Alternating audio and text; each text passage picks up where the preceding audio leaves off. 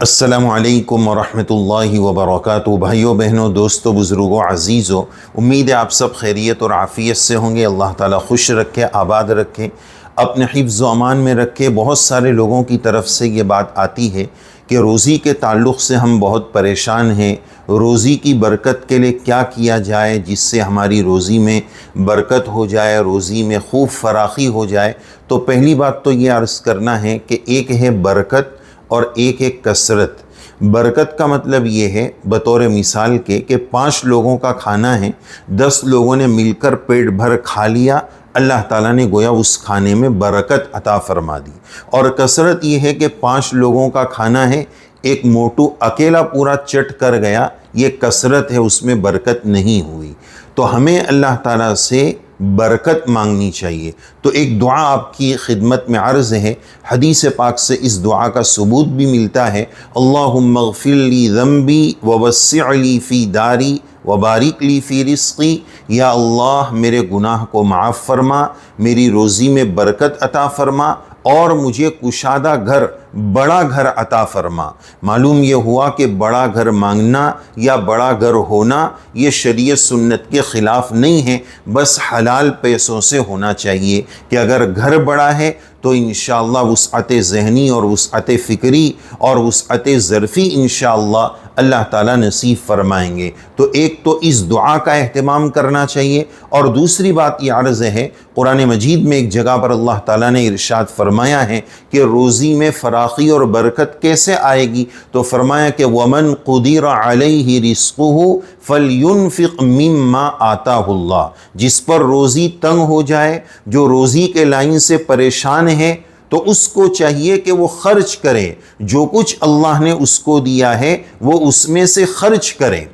بات تھوڑی سی عجیب سی لگتی ہے کہ وہ روزی کے لیے پریشان ہے، روزی کے لیے تنگی ہے، تو اس کو مزید خرچ کرنے کے لیے کہا جا رہا ہے۔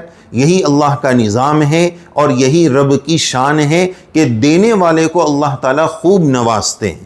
تو اگرچہ تھوڑا ہے، روزی کے تعلق سے تنگی چل رہی ہے، لیکن اس تھوڑے میں سے ہی غریبوں کو، ضرورت مندوں کو دیں گے تو اللہ کی رحمت کے دروازے کھلیں گے۔ اللہ تعالیٰ جب یہ دیکھیں گے کہ میرا بندہ ضرورت مند ہونے کے باوجود دوسروں کی ضرورت کو پورے کرنے کی کوشش میں لگا ہوا ہے، تو پھر اللہ تعالیٰ اس کی ضرورت کو پورا فرمائیں گے۔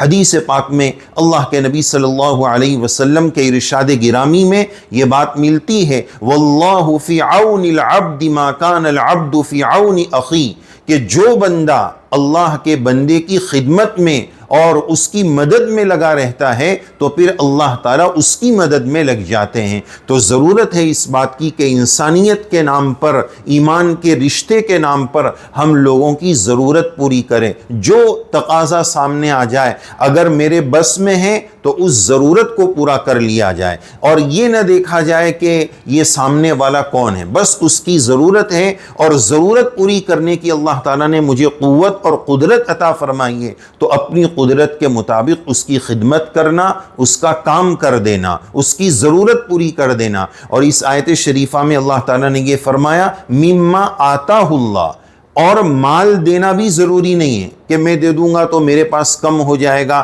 ویسے ہی میرے پاس کم ہے۔ فرمایا مما آتاہ اللہ، جو کچھ اللہ نے آپ کو دیا ہے۔ اگر اللہ تعالیٰ نے آپ کو علم دین کی صلاحیت سے نوازا ہے، آپ علم بانٹیے۔ آپ کے پاس کوئی دنیاوی ہنر اور فن ہے، اس سے لوگوں کی سیوا اور خدمت کیجیے، تو یہ رزق کی تنگی اللہ تعالیٰ دور فرمائیں گے۔ غرض ہے کہ جو صلاحیت، جو اللہ تعالیٰ کی نعمت آپ کے پاس ہے، وہ نعمت لوگوں میں تقسیم کیجیے، انشاءاللہ اس کی برکت سے اللہ تعالیٰ روزی میں برکت عطا فرمائیں گے۔ اللہ تبارک و تعالیٰ ہم سب کی روزیوں میں خوب برکت عطا فرمائے، عافیت والی، وسعت والی، رحمت والی اور حلال روزی اللہ تعالیٰ ہم سب کو نصیب فرمائے۔